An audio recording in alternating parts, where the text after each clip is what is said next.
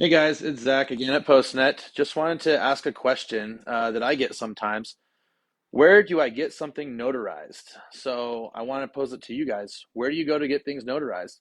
Couple of answers. The most common one is the bank, or you can just Google a mobile notary that can come meet you, something like that.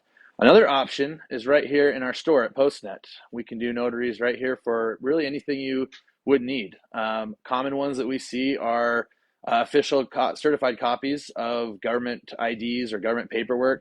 If you're putting your kids in a different school district, you usually have to send a certified copy of their birth certificate over. So we can notarize, signature witnessing, anything like that here in center.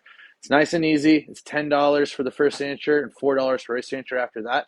Get it all done right here in our center. Very convenient for you. And don't have to go and wait for the bank to get that done. So come on to PostNet. Let us know what you need, and we can get you taken care of. Thanks.